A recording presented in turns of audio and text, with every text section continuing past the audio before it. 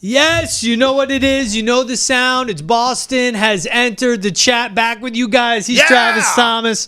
Back in the studio with me. I'm George Valecchi. This is Boston's entered the chat, coming to you from the PNC Bank studio. If you want to call on in, 617-790-0928. Leave a voicemail or send us an email, thechat@nesson.com. Let's get right into it. Yes. As of right now, as of the recording of this podcast, Sox in the middle of a game with the Rockies. That's not the big news. The big news is that the Boston Red Sox and Alex Cora reportedly agreeing to a 3-year, $21.75 million deal. This was reported by Jeff Passan of ESPN, Buster Olney of ESPN, reconfirmed by Alex Spear of the Boston Globe. I'll read Spear's tweet really quick. All right. Can confirm the Sox and Cora are in talks on a 3-year, $21.75 million deal, with multiple major league sources confirming the reporting. As of this inning, saying when he tweeted that, this was a non-completed deal and presumably can't be done until after the game. But obviously, despite plans not to discuss an extension until after the season, the two sides reconsidered. It now appears like a strong likelihood. If Cora manages 3 more years, he'd be at 9 years, second longest in Sox managerial history. Woo! Big agreement for the Boston Red Sox. We were talking about this before we came in. I mean, we get into the office of how this was gaining momentum, and I go, I think it's great for the Sox and Cora, if this all comes to fruition and becomes official, for them to have an extension, because look at what this young Cora is doing. 54-46 as of the recording of this podcast. Preach. And you have a young core ahead of schedule. We've seen the development of Tanner Houck, Jaron Duran, Cedane Rafaela, where Rafael Devers has been as you buy in as your superstar, and you're rebuilding your farm system. When Kyle Teal will come up, Marcelo Mayer, all these younger guys. That's right. They're going to keep working their way up. That's right. They're playing this way for Alex Cora. You build up the farm system, but what if he moved on? If he hit free agency and you bring in a new manager and the clubhouse doesn't respond to the new voice the way it does? This is all the timing of Craig Breslow as the head of your personnel and leading the front office, but keeping the voice in the clubhouse the players respond to. If this becomes official, we could say, if it becomes official, great move by the Sox and great for Alex Cora because he also knows what he's walking into every day and is a clear timeline. You're our guy for the next 3 years. Sound the trumpets, release the doves. Somebody bring me some champagne because I want to pop it like I won a championship game. I've been saying from the mountaintops to anyone who will listen, Alex Cora needs to be extended. Now, you mentioned timing in terms of Breslow. I'm going to go deeper than that. I think this is an all-encompassing timing. Here's what I mean. Yes, Breslow and Cora have to work together, and seemingly they get along great. That's all good. But let me throw you this theory that I have. I think Netflix plays a part here. Think about this. I know you laugh, but we're sitting at home. We're watching this season play out. A season that everyone, myself included, I'm guilty, came in saying, well, I'm not expecting much from the Red Sox this season. Okay, well, all this team has done is what you've laid out. They've kicked butt and taken names up into this point.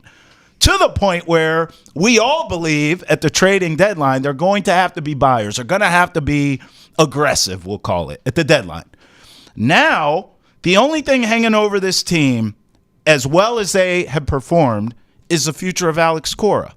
So if you're watching this play out as a fan and you're watching this on Netflix, you're saying, man, this team overachieved.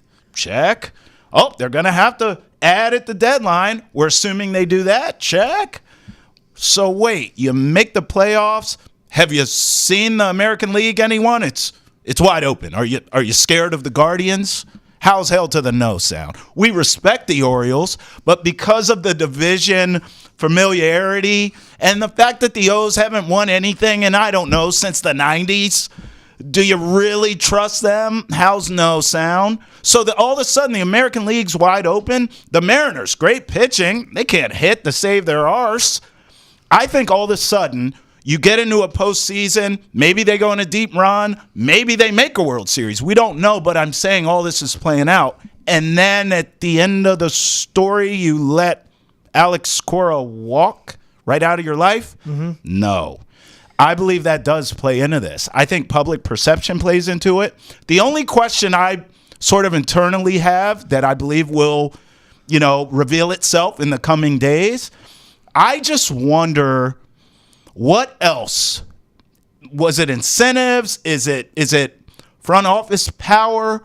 what else did Cora get? Because the numbers we're hearing, he's still not paid more than a Craig Counsell in Chicago. But just under by 800,000. Yeah, but so what? It's under, right? And I bring this up because Craig Counsell does not have the same career wins as Alex Cora.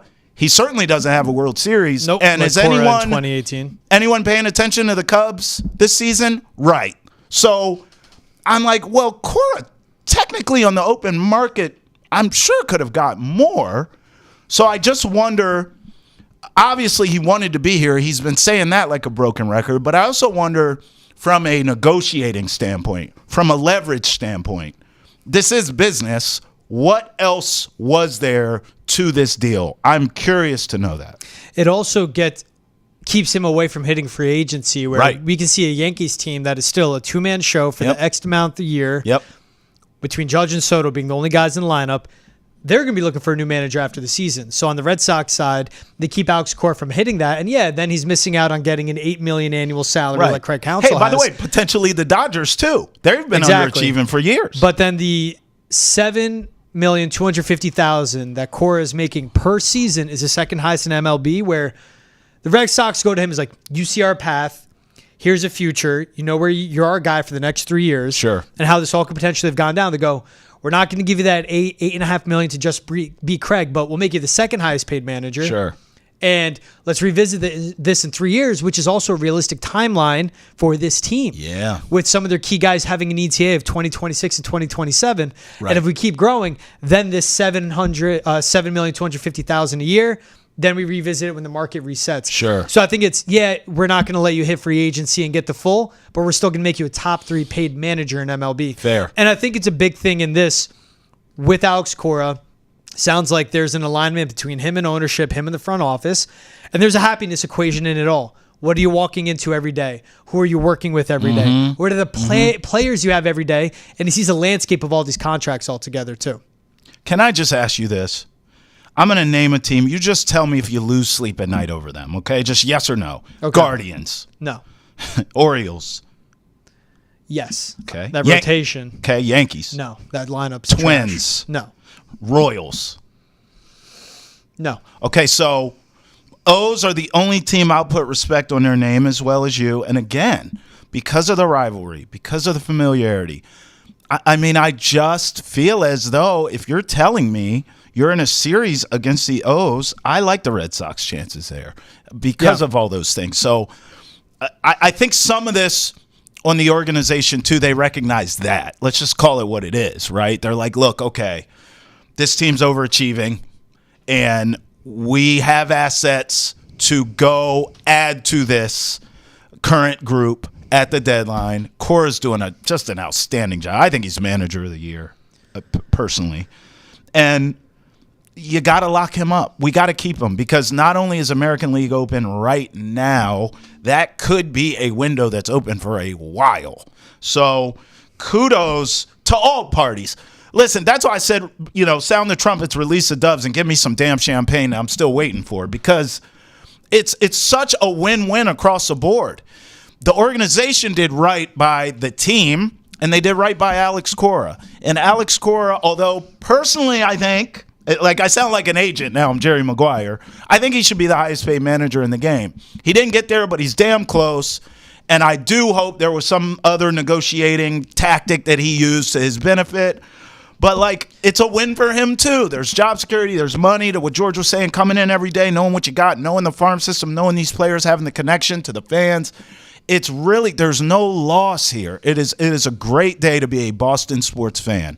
And he's only 48 years old. That's right. This deal's done. He's 51. Get another 3-4 year deal. And he's a young 48, George. Yeah, exactly. He's young and spry, full of energy. Hasn't been managing for a long time and obviously resonates with his clubhouse. Great deal with the Sox. Great deal with Cora. Can't wait to hear more moving forward. This is so exciting. This came down right before we started recording this episode. Love it. What a buzz and juicy day for Boston sports. Patriots kick off training camp. Let's go. Cora gets his deal done. Come on. We got plenty more to cover here on Boston's Enter the Chat. Let's get to what's trending because the Cora thing was the biggest trending.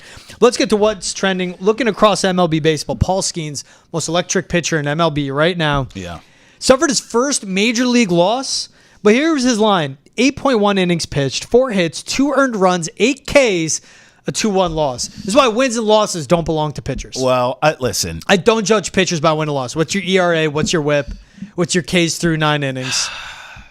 I want to put some respect on the Pirates before I go where I'm going, because It's also baseball. we sat here, right before the All-Star break, and Skeens had a no-hitter working. You remember that, George? Mm-hmm. And got the 99 pitches, and everyone hit the panic button. Oh, we got to get him out of there. All-Star games next week. He's starting.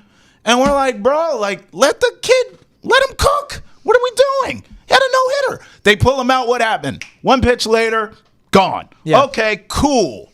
But now you're sending me mixed signals. I don't know what we're doing here.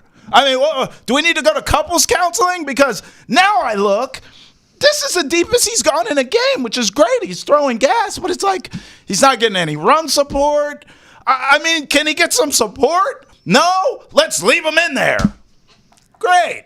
This is just the reality of what this kid's dealing with. I think the Pirates are still figuring out how to win. They're a young team with a lot of talent, but they got a ways to go, and they are growing together, literally. I think the Pirates and Skeens are growing together, which is a beautiful thing, and it should unfurl accordingly. However, because of that growth, there are going to be some missteps. And I think not letting him go for the no-hitter bid before All-Star break was a misstep.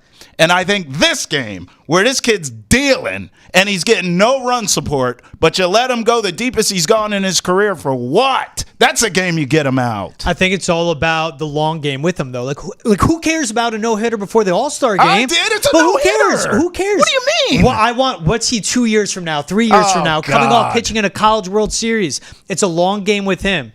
99 pitches, they have the numbers. I don't care about no-hitters. It's this team trying to get into the playoffs. So 2 good pitchers, a great player in O'Neal Cruz. I don't care about the no-hitter. And then stuff like this. Suffers first career loss, but had a gem. Again, pitch by pitch, start by start. How are you having him come along in MLB? I'm going to call you out. I've worked with you long enough. Yeah. And we've talked so much baseball. Bro, we've done Mount Rushmores. We've done rankings. You know what we always do when we get to pitchers? We look at resumes. Yeah. I've heard you say, this guy only had this many Ks, 1 no-hitter, no this, no that.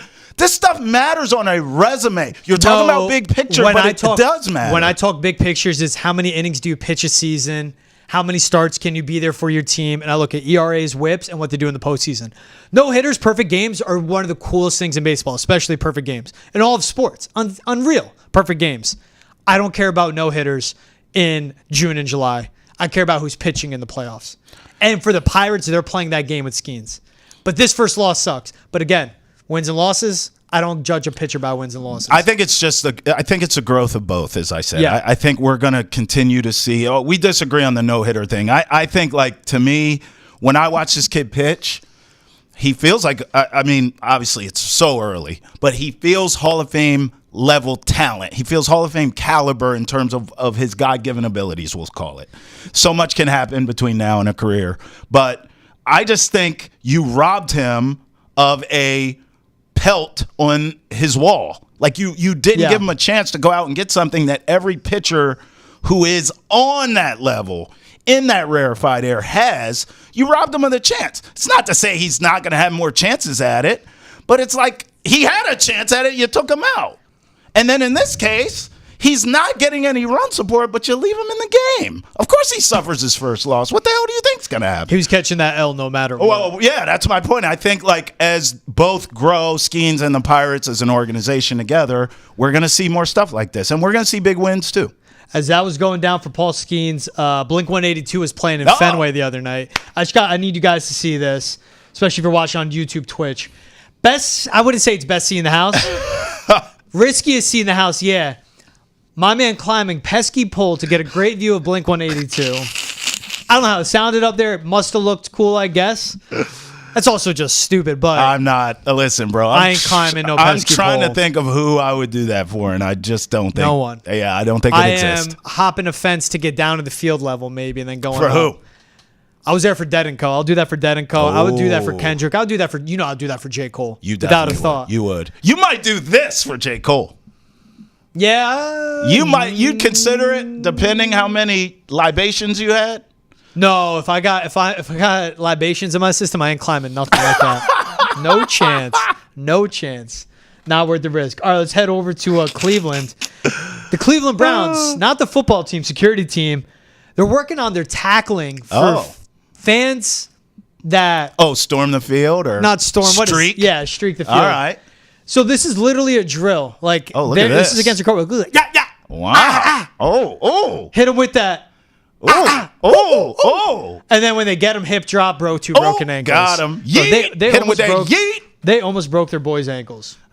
I mean, they had to because he was working the hell out of them. Yeah, they're like, all right, you made us look bad enough as I don't blame them. Once you catch them, you got to make them pay for making you look bad, right? Hey, we got the fan tweets to the fans seeing this come out about the Cleveland Browns. First, starting with Sergey Boy. Hip drop should be 15-yard penalty. Security guard could have broken his ankle. Honestly, both of them.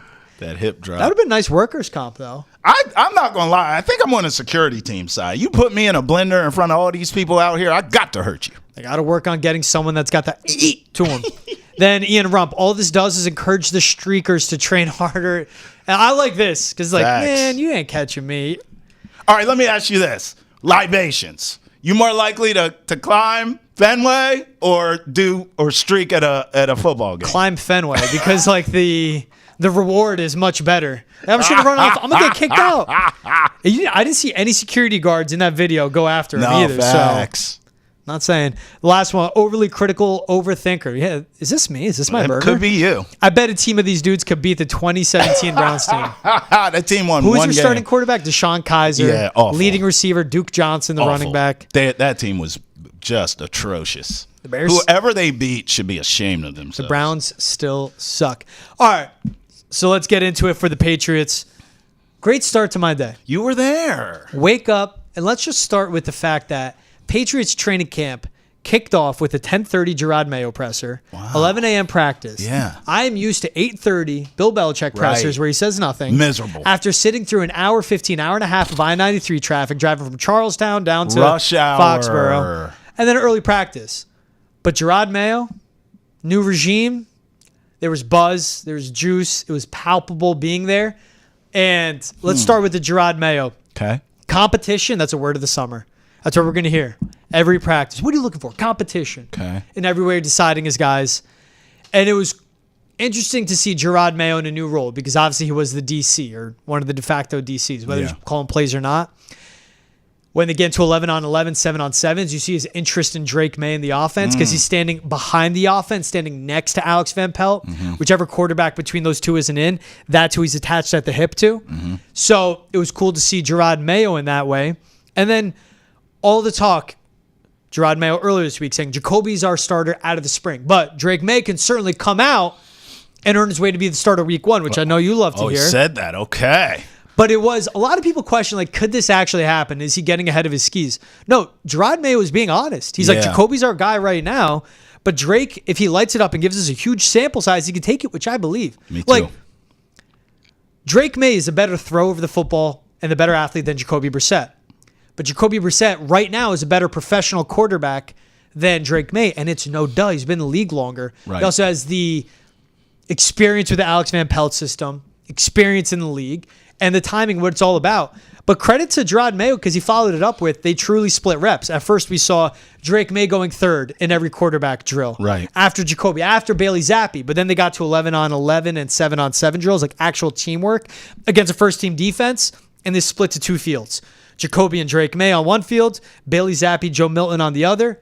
Jacoby and Drake May getting work with the first, second team offensive line. Top receivers, Jalen Polk, Juju Smith-Schuster. You're not going to love that. He looked slimmer. Gross. He looked like he had a little more juice to him. Don't Just care. saying. Don't care. Just he stinks. saying. He stinks. So, seeing all that, and Drake May, but you could also see the focus is still footwork and mechanics and fundamentals. Okay. Drop back work. As he goes to his hitch to get the ball out, there's that slow down of, okay, focus on where you're putting the ball. And Drake May, where I'd watch Jacoby throw it, Bailey Zappi throw it, Drake May had less juice on his throws than them, but it's because the focus right now isn't the arm strength and getting the ball there. It's translating your feet to your eyes to the throwing, tying it all together. You know what I loved about Drake May? He just went out and was him. And not like him, like capital H him. Like he was just stretching, no fake dancing. Like I've seen from Mac Jones last year. It's like, oh, I'm the guy, I'm QB1. I got to Cameras act are like on it. me. Yeah. It was just fitting in. It wasn't about him. He's like, these are the drills I'm doing. I'm sitting next to Joe Cardona and whoever else, a practice squad guy. It was just, he was stretching and he's focusing on the drills and focusing on football. It's so minuscule, but it's just like, all right, you're the guy. Like everyone's watching you. Right. Simple completion against air to an assistant coach. He gets a loud applause. Doesn't make it a big deal. Moved on to the next thing. He's authentic. Leadership. Okay. I love to hear that. And I tell you what I really love to hear that you said is Gerard Mayo owning, hey, listen, Jacoby's a guy until he's not. If Drake does his thing, we'll go to Drake when Drake's ready. That is exactly why I'd like to change my vote. George, I told you officially as I look at the Patriots schedule that I believed after the London game against Jacksonville, the Pats come back home and take on the New York Jets in week 8. That's when I thought we'd see Drake May, but I'm here to let you know I'm changing that. I believe because of what you witnessed in day 1 of training camp and what we will continue to witness, the young greatness of Drake May. And then 3 preseason games. Carolina, they stink. Philly and Washington, Drake May's going to show us flashes in all of them. Drake May's going to start in the jungle. Welcome to the jungle against the Bengals. Week 1. Thank you very much. You got that? I got all that from what you said. From me saying I liked that he didn't dance. Yeah, that and Gerard Mayo saying, hey, if the kid does his thing, we'll go to him when we go to him. Perfect. He went 6 for 10, was sacked on one of the plays. The speed of the game certainly caught up to him. He doesn't have the same command of the offense as Jacoby Brissett. And get this, actually. He had the throw of the day to Jalen Reagor. Down the sideline, 7-on-7s. Man, rope. 50-yard touchdown. Reagor reaching out, one-handed grab over his shoulder. I don't think he saw the ball come in. Hell of a play by Reagor and inbounds. Outside of that, he was check down Charlie. Check down. Well, that's Van Pelt's fault. That's not his fault. Jacoby Brissett had no problem airing it out. Jacoby Brissett Threading can't air the it needle. out. I'm telling you, he did. Nice completion between him and Austin Hooper. He got caught taking risk against a really good defense. Jonathan Jones was a good PBU, led to a Duggar interception. But there is watching Jacoby go with the offense. 11-on-11 or 7-on-7s. There's watching Jacoby go. How quick the ball comes out, and it's all timing on the West Coast offense compared to Drake May. Read, not there, scramble. But if that's not what the play calls, that's what's important to AVP. Sure. And yes, I'm going to say this. Ben McAdoo of being on schedule with this offense. Yeah, listen, I know it's called Check Down Charlie. They're going to change that name to Check Down Jacoby. Okay, stop. It's going to be Drake May week 1. Now, let me ask you this. I was a big enough person to change my vote based on the information I've been given and the data I've been given. I now believe Drake May will be the starter week 1. Are you willing right now to talk to the people of Boston has entered the chat and admit that Drake May will start sooner than later this season and not have this BS redshirt season that you've been preaching all off season and I've had to sit here and listen to? You know what a redshirt season is? You don't play. I had that plan late into the season. I cannot answer that. What? Well, actually, no. They were like missed throws into the dirt. So the Drake May I saw today in day 1 of training camp, no. That's not a sooner than later. He is far from being an NFL quarterback. Even his ball control in the pocket and his pocket presence. Before he tucks and runs, getting the ball out away from his body, that's a fumble, bro. That's a turnover. And you can't do that. And until you see more from the offensive line, you didn't even let me get to that. We're saving that for Foxborough Rush. You want to get more of day 1 of training camp, it is all there. Rush, full coverage of your Patriots. Now, that's a tease. Ante's going to kill me. Well, he's going to kill you because he's been in my ear. It was my fault. Sorry, Tay. Because we got a good subject here next. Bill Belichick offered the defensive coordinator position, really anything he wanted to do, by Kyle Shanahan and the San Francisco 49ers, and he turned it down. Yeah, you're damn right he turned it down. Dude, that is stupid that he turned it down. Yes, it is. Yes, it is. Because he's either going to get stuck with the Saints job or no job next year when he's 74 years old. You may not be wrong there. And the game passed him by. You come in to the San Francisco 49ers and Bill Belichick, you're a defensive coordinator, and I get it. All he cares about is a wins record. Yes, George. And he cares about ego. But if you're the DC for the 49ers, who are the best roster in the NFL, the best team in the NFL, and you don't have to worry about the offense, And you have a defense with an all-pro defensive end, an all-pro middle linebacker, the best in the game, and an all-pro safety in Hufanga, and you go in and do your thing for 1 year, and they get a Lombardi. You know what you have? Any job you want in the NFL because these owners are dumb. Instead, you're away for the game for a year. Everything else shifts out there, and you're going to sit away and be away from the game as it passes you by again. As we've seen, you're forgetting how bad these Patriots teams were. And that is what happens, and you're not going to have as good of a situation. Go to the Saints. It's going to take you 4 years to get the all-time win record, or you could get any of these jobs that might open up, all these hot seats, and get those instead. Away from the game. It's not. Is anyone available to... It wasn't the New York Giants. It was the San Francisco 49ers. You're winning a Lombardi. Anyone in-house available to Can't pour wait to out hear my this. water in this bottle and fill it with vodka, please, to deal with this segment? George, Bill Belichick is the greatest coach of all time. And Raheem Morris was picked over him to become a head coach. That's not our problem right now. We're talking about the defensive coordinator spot for the 49ers. What you cannot do if you're the greatest coach of all time, some moron franchise can pick Raheem Morris over you, that's fine. What you can't do is take a defensive coordinator position with anybody. I don't give a damn if it's the 85 Bears. You can't do it. You're the GOAT. You wait it out. I believe Bill Belichick, and that's why I laughed so hard when you said that, he's going to wait for the Saints job or some poopy job to open up. We know those terrible jobs will open up. Maybe Bill ends up at one of those terrible jobs. Maybe. But you know what else could happen? And I bet you Bill, being humble, didn't say this. But Being I'm humble? Yes. But I'm He's sure. anything but humble. Well, you don't know where I'm going. I think Bill, being humble, didn't say this, but I bet you in the back of his mind, he thought, young buck offers me defensive coordinator. I may win a Lombardi with your job, because that's exactly what's going to happen if the Niners come up short again. How many times has Kyle Shanahan had the opportunity going back to Atlanta to capture the Lombardi, and he's come up Paquito? Now you're offering me, Bill Belichick, the GOAT, a defensive coordinator position under you? Please, son, I gave you a coaching clinic in a Super Bowl. Thank you very much. So I say all that to say there are going to be a number of jobs. Not saying Bill's going to get them, just saying. You look at the situation in Dallas. You look at the situation in Philly.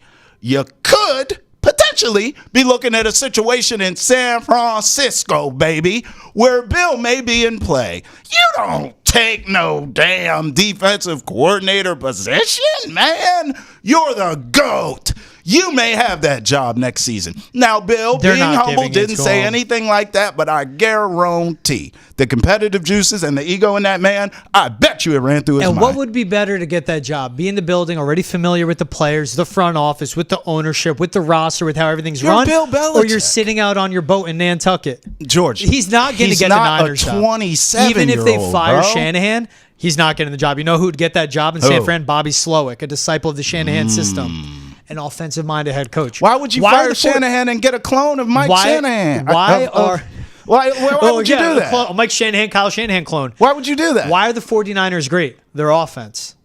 Kyle Shanahan is the play caller. He is a scheme. It's the same thing in Green Bay. It's the same thing in Miami. Why those guys are great. In New York, why you stick with Dable.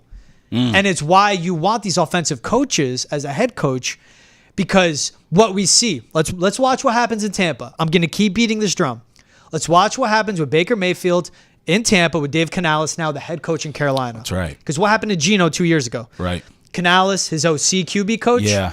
revamps his entire career, Yeah. leaves, falls back to his means. We saw it in Philly, Baker, too, with Doug Peterson. Hurts. No, Oh, with Jalen Hurts Hurts and Shane your Steichen, boy Steichen. goes yeah. to Indy. Yep. Exactly. Jalen Hurts falls under, and we saw Yeah. what the Colts were able to do with Gardner Minshew. Right.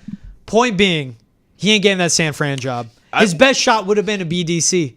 And whatever. You walk in, you have all pros all over your room. If you're the GOAT, that's easy. He's Bring not your a guy staff who with you. needs a defensive coordinator job to prove he can be a head coach, though. I You do think understand that. He needs to prove he's more modern and he's changed with the times.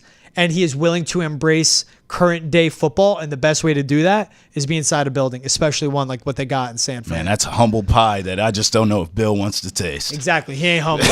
It's ego. It's ego. You said, you know what Bill said humbly? I said he didn't say anything because Bill Belichick is not humble. USA Today, they know what they're doing with this. I'm just going to preface it with all this. They know what they did, dropping their predictions for the 2024 NFL season. The Patriots, 3-14. Nah. The Chiefs, 13-4.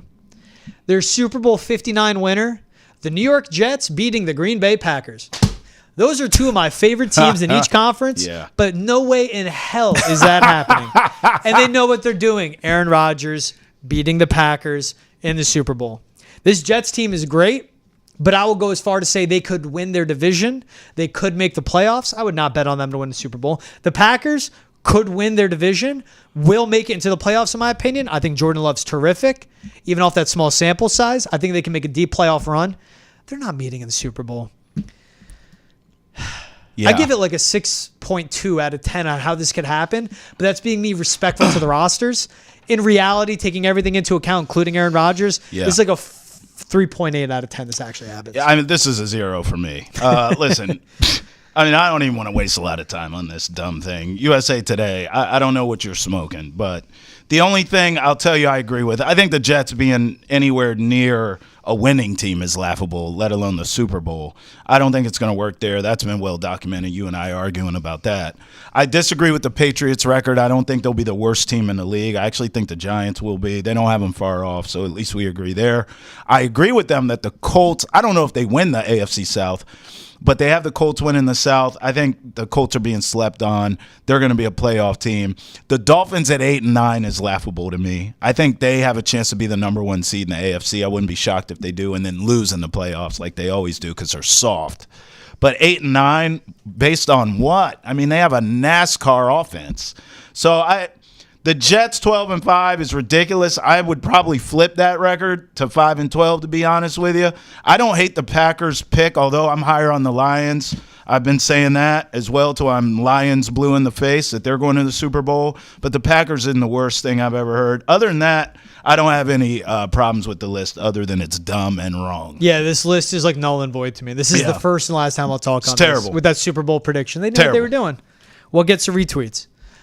That's it. Yeah, it's got us talking, right? I went 6.2. You went 0. 0. They put Bears at 9-8. That was I like that. That's a 7-win team last year. Yeah. With a huge upgrade offensively, adding two great receivers in Dunze and Allen. I'm fine with that. No. No? That's a 10-11 win team. Oh, wow. You're higher on the Bears than me. All right, fair enough. I just think they'll be a wild card. But, yeah, I hear you. What about the Cardinals? I got to tell you, it really started draft night because they had the most draft picks of any team. Literally, they drafted an entire They drafted a whole new team. Kyler's back for the full year. Marvin Harrison Jr., you and I both are just like enamored with him. Mm-hmm. In the NFC, I mean, if they have them at 7-10, could the Cardinals go 9-8? Yeah, I think they could. That's probably one I'm making amends to. I'm not sure why the Bucks, they have it 8-9 when they're kind of in the same team. I hear you with the change of philosophy there, but I never bet on Kirk Cousins. So him winning the division, good luck with that, USA Today. But, none of these are egregious to me except the Patriots record, the Dolphins record, and the Jets doing anything good. Yeah, the Patriots, very difficult schedule. They still return one of the best defenses in the league. Right. They keep it as was with DeMarcus Covington going from defensive line coach to defensive coordinator. Gerard Mayo's their head coach. Nothing changes there. The biggest thing I saw at training camp, I saw a competent offense today. Anyone running it. I haven't seen that the last 2 off seasons. So that Patriots at 3 wins, I get it, tough schedule. I get it. This is a roster that's very young and inexperienced, has a lot to do. Yeah. And this is going to sound funny saying it, that's a 6-7 win team. So it's nothing crazy. Sure. I think 7's their ceiling. But their floor is like a 5-win team. Unless Drake May. the kid can play. Hey, it's so easy now for everyone to say, well, CJ Stroud, I mean, he's one of the best bruh. When the Texans took the young man, they were the laughing stock of the league. The kid can play. You look up, they're in the postseason winning games. So just saying, I get it. But look, if Drake May can play, all bets are off. The only way to know if he can play is to, play him. Yeah, you'd love that. You're coming around. I see it. The only thing that You're what coming around. You know what got me to come around was the offensive line. I was like, if it's this bad, then actually no. Facts. I can't see him regress. Facts. All right. You missed me. I could feel it. You missed me. Man. I can feel it. So the Celtics. Yeah. So Speaking lots of the Celtics, to talk about there. As I'm sitting here with the co-host of Hold My Banner. 9-part series, 2024 Celtics reportedly will air on HBO Max, coming out April 2025. Why do I have to wait till April? I know, bro. Start rolling it out now. I know. Jaylen Brown's name is trending. You remember during COVID, through the height of it, Last Dance was like supposed to be put out in full. Yeah. But they didn't. They do that. Whoever's producing this, production team, which I think Wick Grosbeck's owning it. Oh, God. Wick again. More Wick, huh? Obviously, we're excited for this. What part of the season do you want to see the most? The postseason. Playoffs. The postseason. But listen. Give me like a moment. Give me a moment. I think losing Porzingis, I'd like to see in the postseason. Oh. Remember? Because the reason I bring that up, you and I were on air, and it was devastating. You were probably the only person not devastated because you called it. Me and Ante Campbell. Yes, you and Ante both called Porzingis getting hurt at some point. Yep. Yes, and most fans, and myself included, were like, nah, bro, he's healthy. They did right by him through the regular season with putting him on a pitch count to ensure that he's healthy, and then he got hurt. So I want to see sort of the team's reaction, the coaching staff. Was it as devastating as it felt to us on the outside? I'd like to see that part. But I will say this. It coming out in April is genius because now you're winding down in the regular season. Yeah. You're starting a postseason. You're looking at a Boston Celtics team going on a repeat run. We'll see if that happens and you get Banner 19. But it kind of makes sense to put this out at that time because the hype machine is just never going to be higher, right? Postseason right around the corner, if not already started by the time this drops. And then you reflect back on the championship run from this last season. So I think that does make sense. But my man, Wick, I mean, bro, what's really good, Wick? I was at the parade. I saw you on the float. You were turned all the way up to 10, not 9, brother, 10. Then you come out, you're selling the team, and then we come to find out you don't really own as much as you. Well, he owns. Well, the Grosbecks. It's really your dad. Your dad, but you're the face. So bro, then now this is coming. Yo, Wick, I'm not gonna lie, Wick, from where I'm sitting. It feels very. We got lights in the studio. Wick, it feels like you like the lights, man. Are we? Yeah, he does. Are you a clout chaser? What's going on? Hands a trophy over. Own less than 2%. I mean, Wick, let's just relax, Wick. Owned less than 2%, but his family is a majority owner. Yeah, I respect and you know what? The clan, but I'm just saying, Wick feels like he wants all the shine, is what I'm saying. Look. If my dad handed me a deed, let's say, a slip, and it said X amount of shares, Boston Celtics, and he goes, hey, our family, we own the Celtics now. Now, listen, 2% is yours. Less, actually. Less? I have, let's say they're 51% owners. He goes, my dad goes, I own 50%. You own 1.8. That brings us to 51.8%. You know what that is? Majority owners. I go, all right, cool. Thanks, Dad. He goes, no. You're going to run it. When you need money, you want to sign someone, pick up the phone. You don't call the bank. You call me. I'd be like, all right. I would act exactly how. No, you wouldn't. Yes, I would. George, I know you. You would be shots. In the background because of that. You would be like, when I'm my dad, now I'm up front. Then I'm with you. You wearing shiny suits. You doing everything.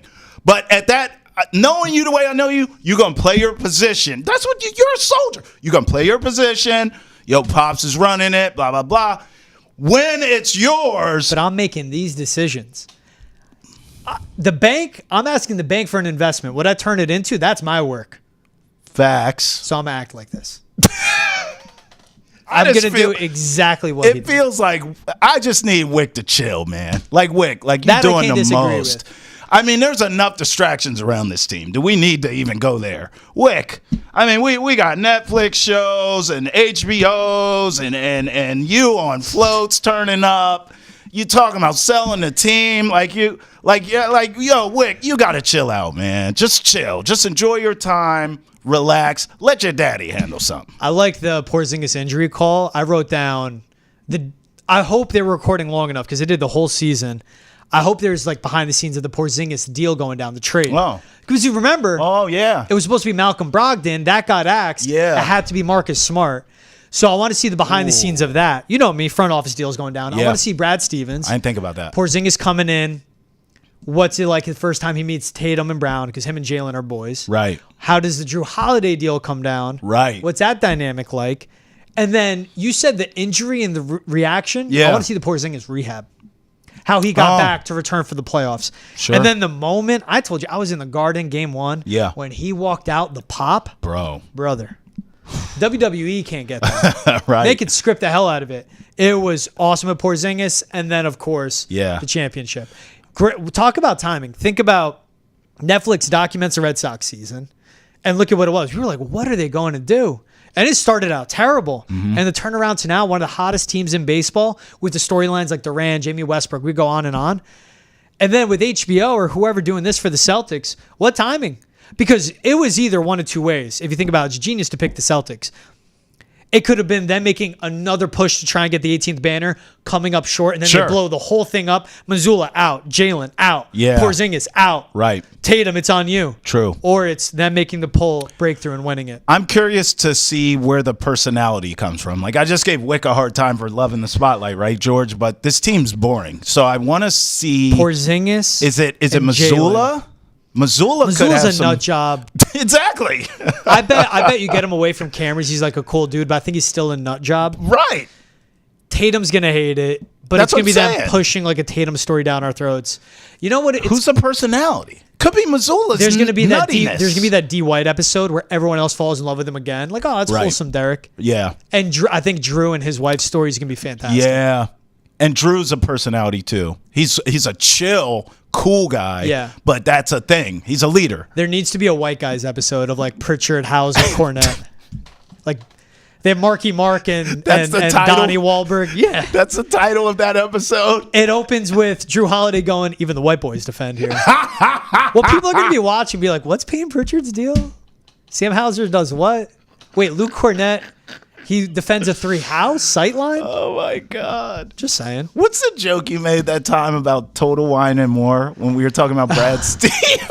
You know Brad's favorite section in Total Wine and More? He walks in, wants to celebrate a big win, needs to get a bottle before dinner. You know what his favorite section is, Trav? Exciting whites. That's his favorite section. Have I ever told you how much I love you, George? Love you every day, bro. I love Boston has entered the chat. I would say to date, I got to tell you. my favorite episode with the Cora breaking news. Yeah. Me wanting to kill you for putting words in my mouth. Belichick. Because Drake May doesn't dance. You think he's a Facts. week 1 starter. Bill Belichick. And then bringing back one of my favorite jokes, exciting whites.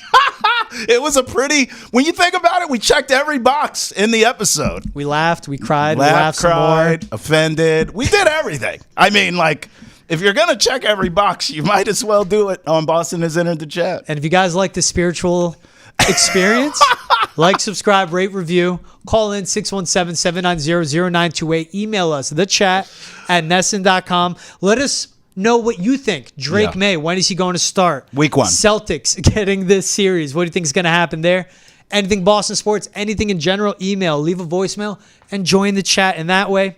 He's Travis Thomas. I'm George Blackgy. This is Boston has entered the chat from the PNC Bank studio. We'll see you guys next time. Later.